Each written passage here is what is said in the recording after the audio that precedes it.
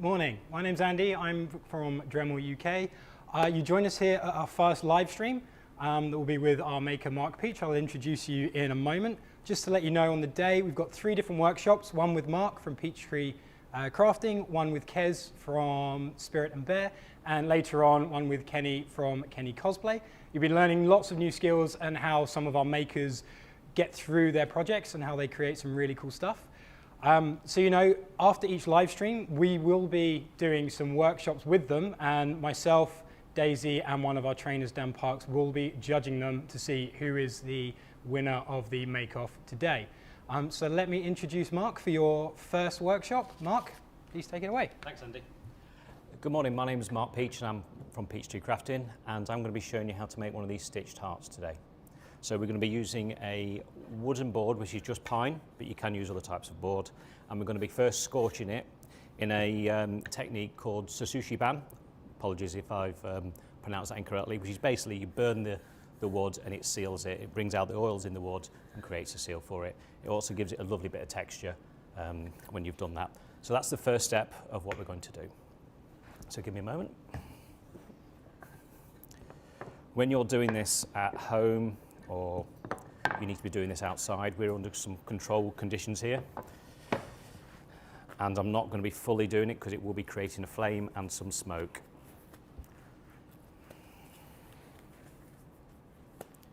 I don't need my mask for this one. I'm going to be using the Versa flame for this with a bare flame.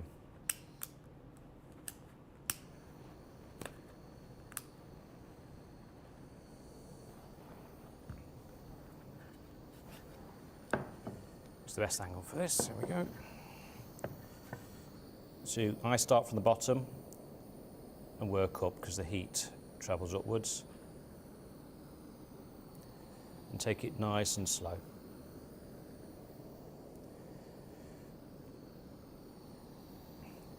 And you can scorch this as much as you like because it changes colour with more heat and more scorching. You are going to need to do the sides and the back, because if you just do one edge or one side, the wood will cup depending on its thickness. Would you suggest, Mark, if you're trying to get a darker colour, to go over it a few times? Or Yeah, that's exactly what I would do. I would try and get this sort of colour first, just so the wood doesn't catch fire and you're moving on from bit to bit. And then when you're ready, go over it again.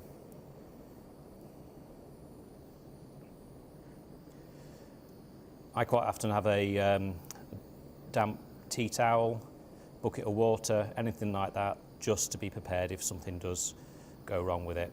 Don't tell the wife that I've been using her tea towels for that. Our tea towels, I should say. So I'm only going to do this a little bit because you need to brush it off and brush off the carbon once it gets quite deep.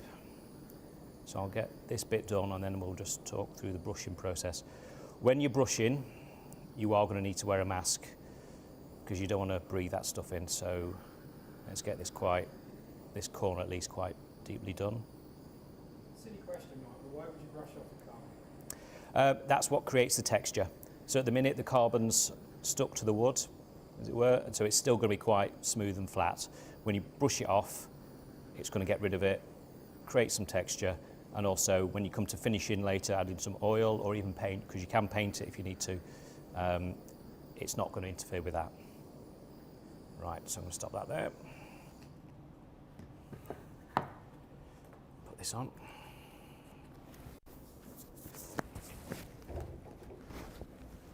Get the right drawer. So I've not actually used one of these before on this, so this is a first, so let's hope this works. Otherwise, I do have a normal brush. So Mark is technically using one of our engines, it's a Versa. It's very expensive not for this, but it's easy to see if it works that way. That's worked perfectly. I'm going to need to order one of those now. So I don't know if you can see, and it's quite hard to see texture, but you can see the ridges that are there now. So I'll just get the one that I've already prepared. Give me a second. And that's that one there. So you're going to be doing the back. You don't need to go as deeply on the back as you do on the front, the sides and the front. And as I said, you can paint them afterwards.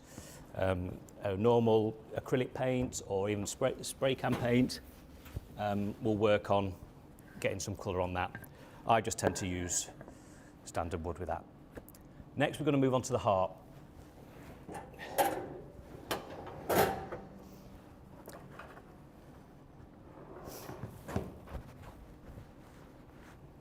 Pencil. We've got some real Blue Peter moments going on here. Obviously, this would take a little bit longer normally. Mark, how would, yes, normally. How so, many stages would you normally do this in, do you think? Over the course of a couple of hours, I could get one of these done with lots of different stages. I'm quite prepared today. I've prepared bits in advance, so you guys watching don't have to watch me do all the boring bits. But this is olive wood. I'm using olive wood. Has a lovely grain pattern in when it's polished up. You can't really tell as much when it's like this, but you can use any type of wood. I've used oak and I've used pine. Yeah, so I've got a stencil, half a stencil of a heart, and I use half a stencil because then it'd be quite symmetrical. If you use a full stencil, maybe it's not going to be fully symmetrical. And what you would do is you would draw out your shape, and it doesn't need to be 100% perfect. I tend to work quite rustically when I'm making stuff anyway, so and sorry, you just flip your heart over. So you go from one side, flip it over to the other side, then you have your heart shape. Normally I would cut this out on a moto saw. Olive wood doesn't work very well with a moto saw. It tends to bind up, so I used a jigsaw to prepare this one I made earlier.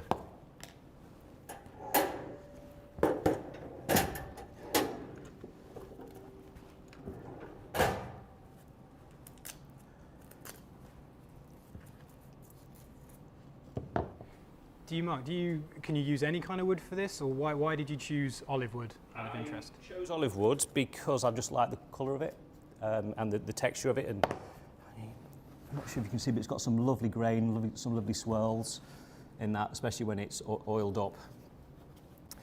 So once you've cut out your heart, you then need to cut down the centre of your heart as well. So then you've got two pieces of one heart. If you're doing more than one at a time, make sure you remember which heart goes with which. And then we're going to drill some holes first for the stitching to go in. And I'm going to use a 6mm drill for this. And you sort of need to work out where you want them. It doesn't need to be perfect. I'm going to choose a line. And follow it down.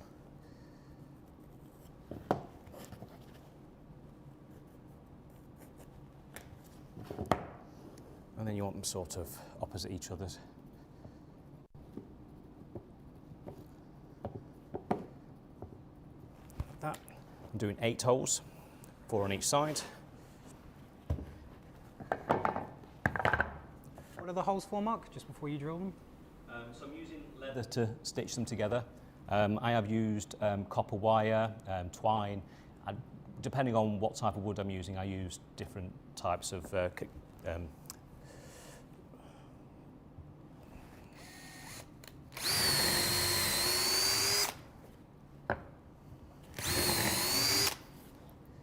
olive wood also has a lovely smell when you're working on it.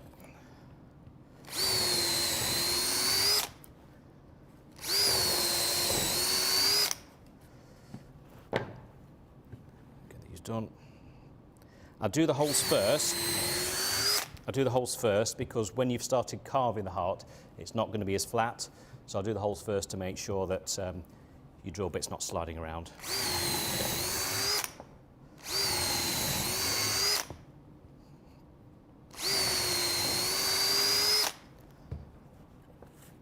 Here we go. Put that to one side.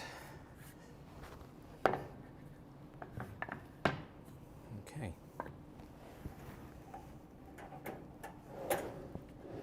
Too many drills in.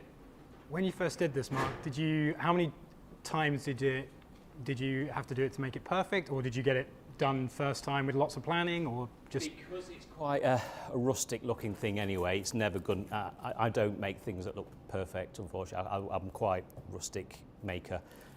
So occasionally I make stuff out of pallet wood, make stuff like this. It doesn't need to be symmetrical, it doesn't need to be perfect. Yeah, I do it so it's not perfect, if that makes sense. Put that to one side. So then you've got your rough shape. Start on your first half, and then you're going to be carving into a shape that you want. It doesn't need to be any particular heart shape. You can do it any sort of way you like. And for that, I'm going to be using the 8-220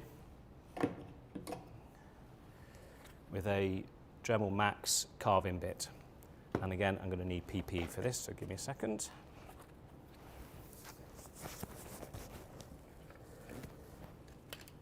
And you're going to be running this about 35, which is the maximum, the 8-220. Let me just clear some of this stuff away.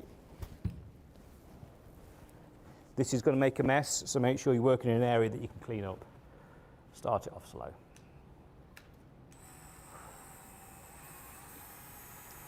If you're not comfortable with working at 35, start off slow and then maybe speed it up. I'm quite comfortable with it, so I'll speed it up. And then what you're going to be doing, you're just going to be taking the rough edges off and shaping it. So I'll just demonstrate that.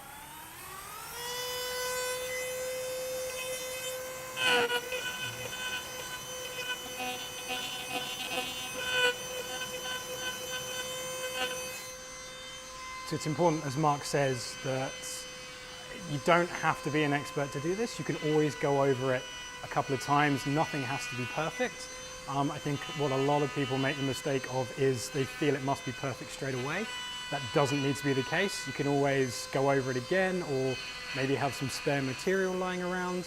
And also, as Mark says again, it's best to start off slow with the speed, and then get faster the more comfortable you get. The combination he's using there is the Dremel flexible shaft with the 8-220. So he's got the cordless multi-tool hanging up there.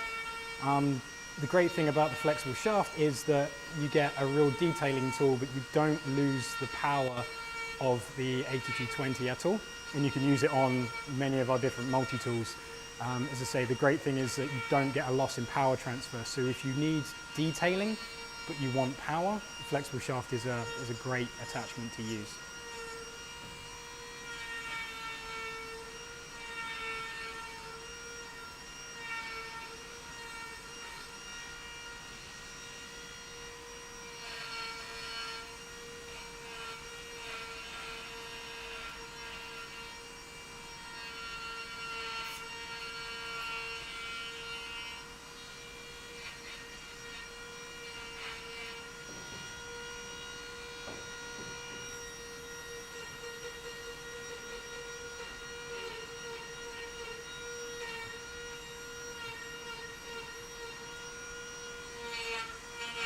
As you see, there is a lot of wood shavings coming off of that, and Mark said at the beginning, make sure you wear PPE. It seems really easy to just think, I'll just give it a go without it. It's only a small job, but you'd be surprised the amount of dust from any kind of material that does come up, and so it's always best practice to wear PPE.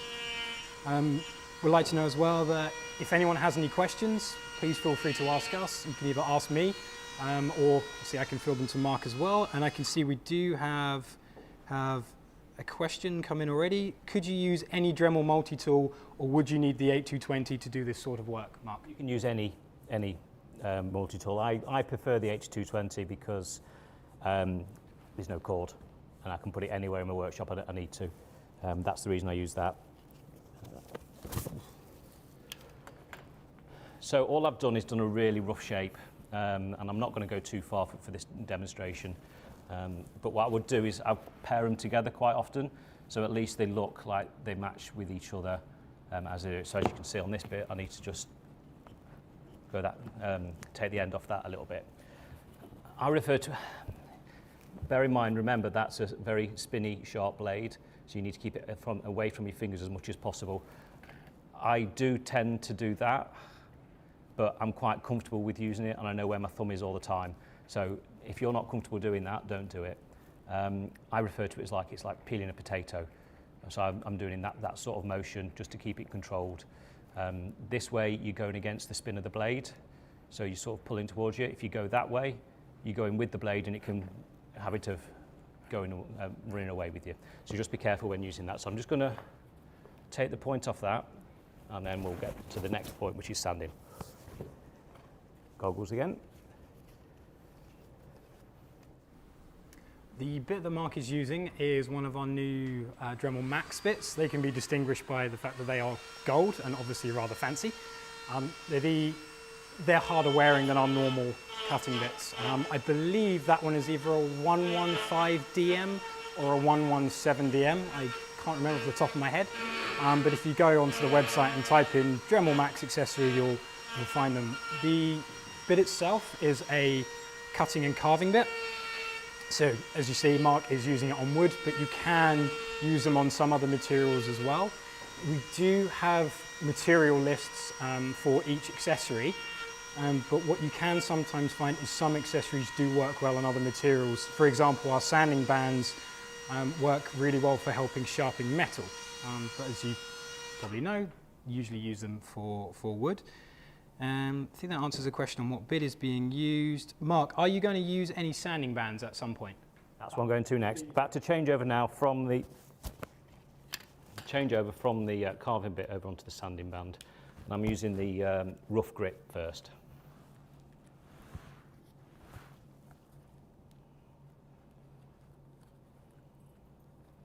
And I'm using the speed click because if you need to change it quickly, it's literally that. So handy. Okay, start off with the rough sanding band first, and now you've shaped it, you're basically taking away the marks you've already made with the carving tool, and then you go on to a finer sanding band to take the marks you've made with the rougher grit. And again, this can be ran at 35. I'll probably start off a little bit slower. So you're just going over the bits you've already done.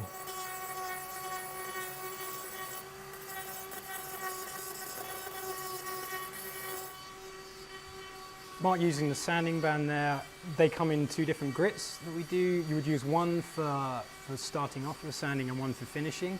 So again, going back to that point where your project might not turn out perfect straight away. You use the carving bit for the shaping, and then he's going to use sanding to help smooth it out. So there are different stages to projects, which I think is difficult to understand if you're a new maker sometimes. Also, just to reiterate, we had another question on, yes, that was a Max accessory question. Why is the speed click quicker and what does it do? That is probably referring to, we do two different things. Mark is showing the sanding speed click mandrel there. We do another one as well. When Mark's finished this, I will get him to show you how much quicker it is. The normal sanding mandrels have a small screw at the top that you have to unscrew to change your band. So again, if you're going between the two different grits, it can be a little bit of a hassle because it takes more time to change. Mark, sorry, before you start that, could you show us changing a sanding band and why the easy speed click mandrel is just quicker than the general ones? So yeah, to change it, pull it out, pull it off, get your fresh sanding band, pop it on, click it on. You can do it in 3 seconds. I'll leave that one on for now. Okay. In reality, if I was doing this, I would spend a lot more time than I'm going to today, shaping it and make it look like I want to. But for timing today, I'm just going to do this a little bit more, go on to the slightly finer sanding band, and then move on to the next stage. So give me a sec.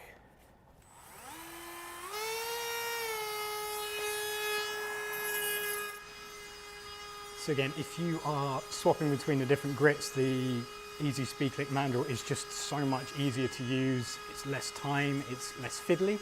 And as I say, we do another mandrel for cutting discs as well. So if you're cutting different materials, say you've got a metal on wood, you can swap between the two discs very, very quickly. Make sure that you wait for the discs to cool down first, because they do have a habit of getting quite hot, and if you're anything like me, I forget, and sometimes you do get rather hot fingers, which is not very nice, even through the gloves that you should be wearing. But the speed click mandrels are exactly what they do on the tin. They are about swapping between accessories really quickly.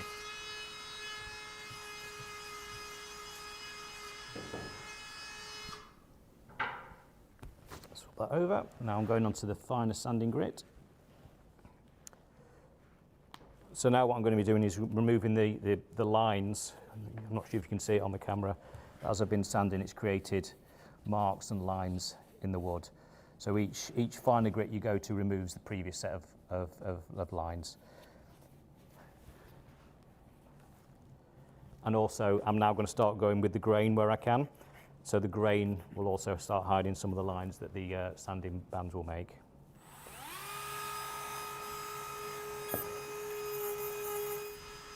Had a question of, can you use the multi-chuck with the flex shaft? Yes, you can. Yeah, you can use the multi-chuck on any of our tools. Okay.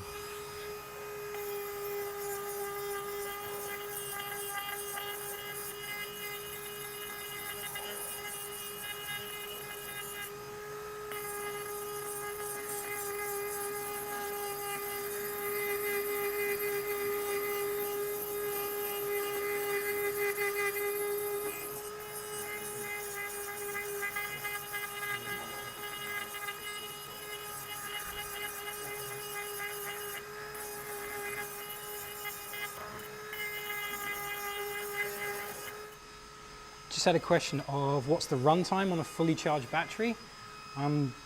It's around about 20-25 minutes, but it will depend on what you're doing as well. If you're working with really hard wood and you're doing a lot of heavy carving, it will run out more quickly. If you're doing some polishing, some light polishing of metal, it'll last longer. So it's a question we often get, and it is one of those how long is a piece of string questions. But if you manage the battery time quite well, you will normally get through your project.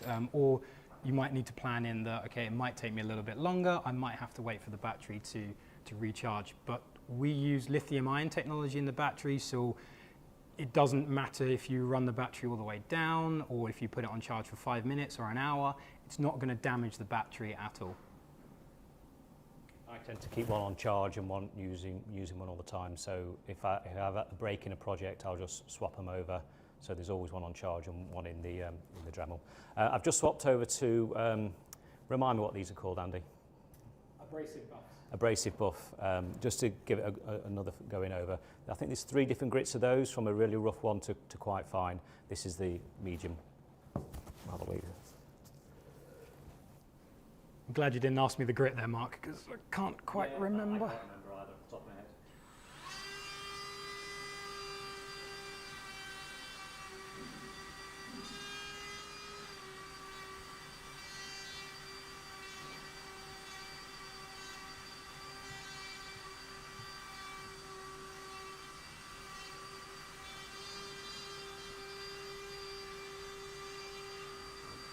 Not using the abrasive buff there, said you use different accessories for different finishes.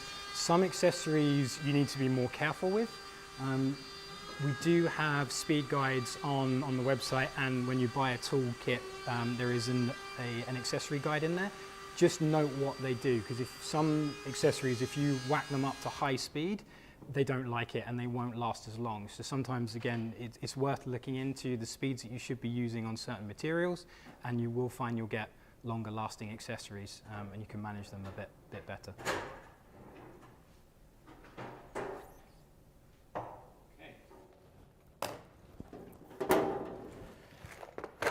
So I am not going to sand this as much as I would do normally.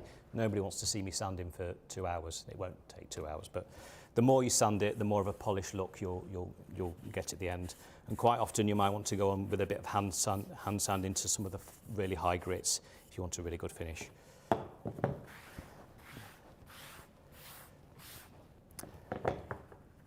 I don't suppose somebody could get me a driver with a posi drive bit, because that's the bit I didn't prepare beforehand, if you don't mind. I don't need it just yet. You're okay, there's no immediate rush. Prepared as always. So you've now got your 2 parts, or your 2 halves of a stitched heart. How good it looks is the amount of time you spend on it. Obviously, I've not spent as much time on this. So now I'm going to start stitching them together. And I start with a length of leather cord, and you can get this from most online shops. You know, the big one, where you get stuff the next day, that sort of thing. And I start by gluing it down if I can.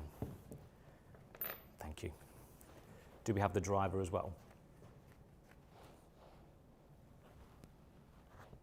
Okay, thank you. Sorry.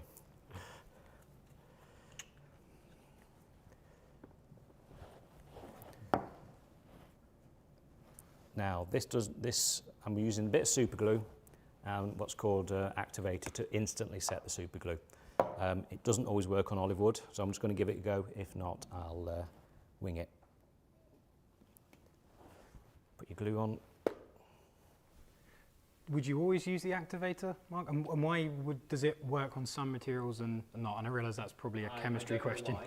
I think olive wood's quite oily, so it may be something to do with the oil in that. As always, when using super glue, try and keep your fingers away if you can. But the activator basically instantly sets it. And did you find that out from trial and error, or was there somewhere where you can ask questions like this? I found that out by watching other makers. So if it's not set,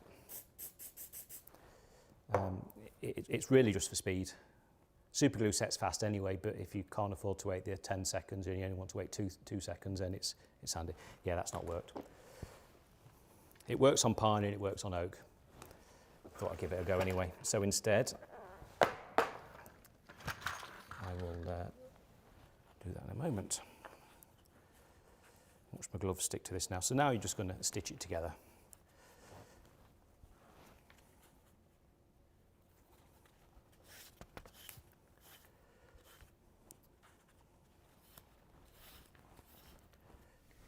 You say for other projects you could use copper wire or other materials to do the stitching. Like, would you still use the super glue on that? Or? No, with copper wire or any of the others, it will stay. Just with this, it probably won't stay in place unless you secure it somehow.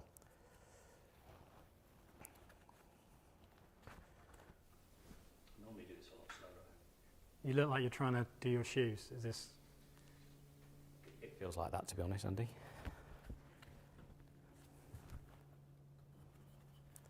I mean, you could just do a Velcro heart version. That'd be a little bit easier. So much easier, just rip them apart.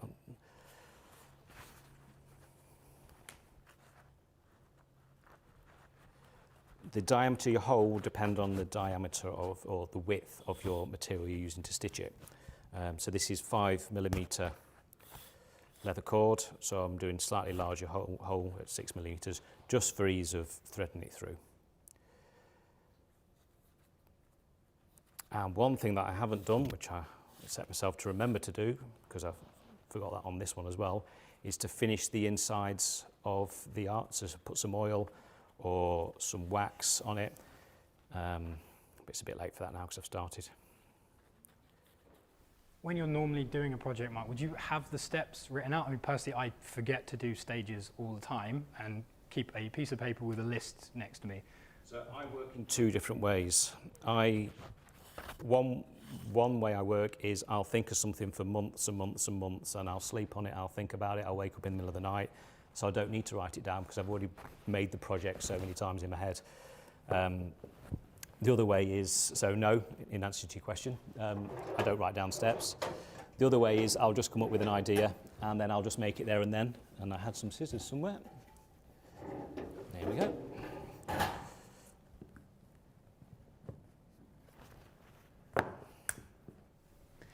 Got a question for you, Mark. Is there a reason why you couldn't use a staple to hold the leather in place? I guess there is no reason whatsoever, other than the fact I don't have a stapler with me. That would be the only reason.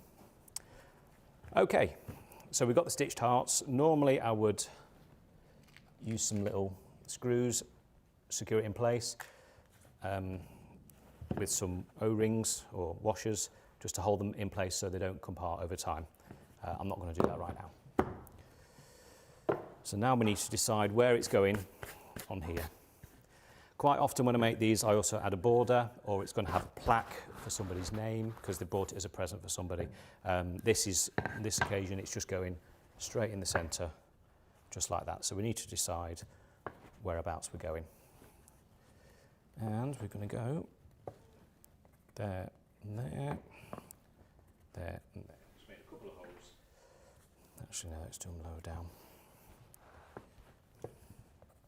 So while you're doing that, Mark, we have a question that I think I could answer of, does the sanding speed click system stop the sanding band from coming off?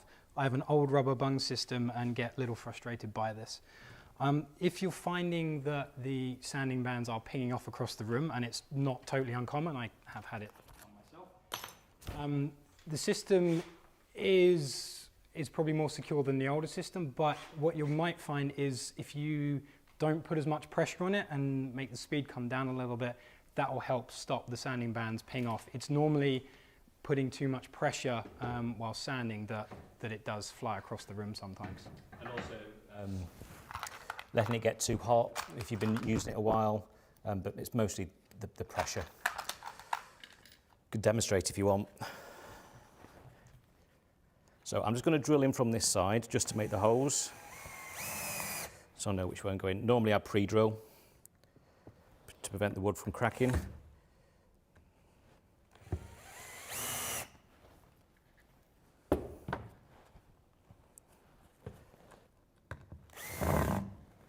But as I forgot to bring the right size drill bit.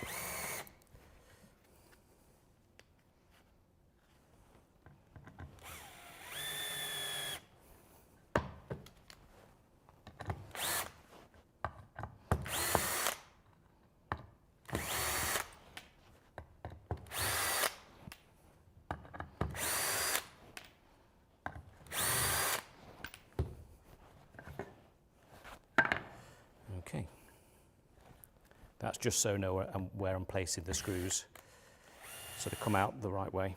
Now I don't want to drill into that this time.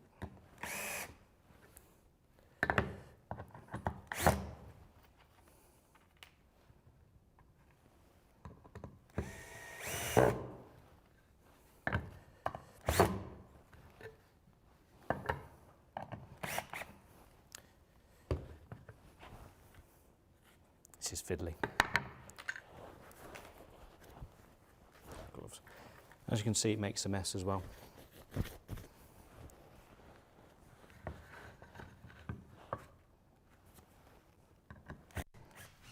As you see Mark doing this project, when we finish this live stream, we will be having the other makers make their own version of it as well, and you'll be able to see that the results of that over the coming weeks, so keep your eyes peeled for those videos. It should be fun seeing them take Mark's project and stamp their own creativity onto it. Okay, so you're going to put the screws through the other side, and then so you've got a marker of where they're going to go. You're going to push it down really hard, and that should transfer the marks onto the back of the olive wood, so you know where you're going to be putting the screw holes. Let's make it. I'm just going to expand those holes a little bit.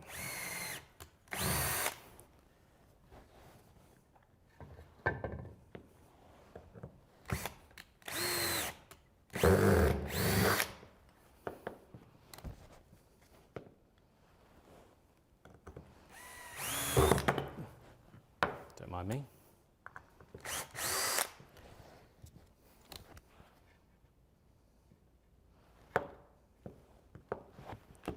Okay, then extend out these a little bit.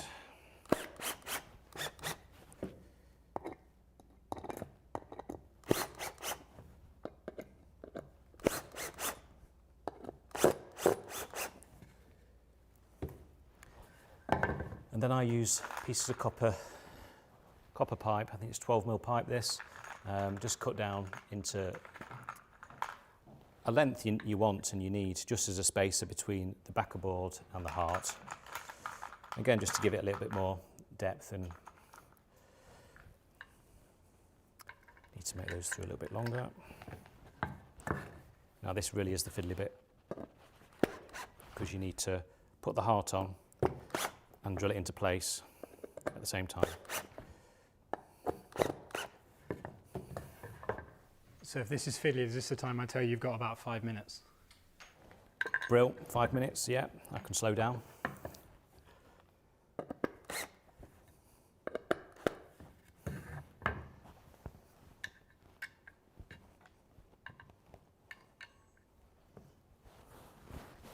Then you find your holes you've made.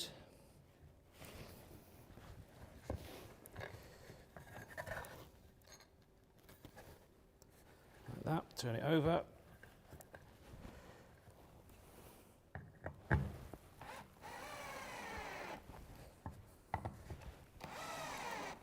You want the screws to be long enough that it goes through and grabs onto the olive wood, but not too long that it goes through the olive wood to the other side. We'd had a comment, Mark, that someone really likes just the realness of it without polishing it. Would you recommend treating the wood anyway, or is there a way to leave it as it is?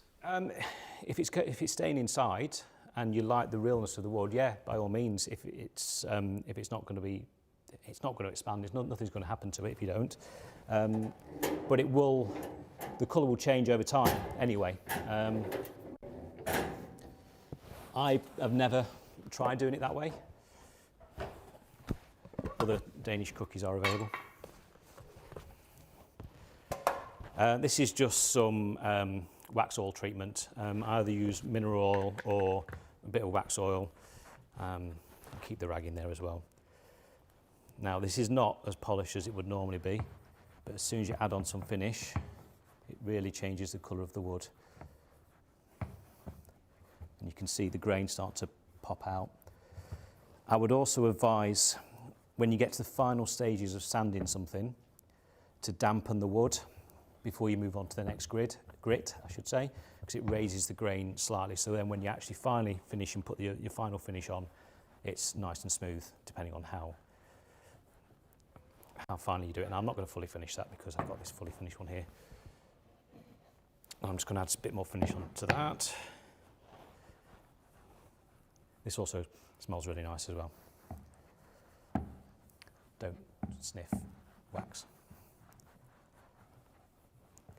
And you can put it onto the wood as well, just to give it a little bit of a shine. And I think that's that. There we go. I'm done. Cool. Looks awesome. Thank you, Mark. We did have one last question about gloves, which pretty sure I have to answer. We don't sell the gloves, I'm afraid, but we do competitions on giveaways, so keep an eye out for those. And another comment saying, looks rustic, looks great. So thank you very much. Thank you very much, Mark. Thank you for showing people. If anyone has any further questions, please feel free to send them through to Mark. Where can they follow you, Mark? On Instagram, Peachtree Crafting, Facebook, YouTube, all the usual channels, TikTok, not on Twitter. Or send your questions through to the Dremel UK team as well. We'll be able to answer them, or anything we need to ask Mark we can forward on. That's it for this live stream. Thank you very much for joining us and for the questions. We have another one at 12 when Kez from Spirit and Bear will be taking us through a top secret project that she's doing. And now we're going to do a workshop with the other makers, and Mark's going to watch people have and go and try and replicate his work. It'll be fun. Thank you very much. Thank you very much.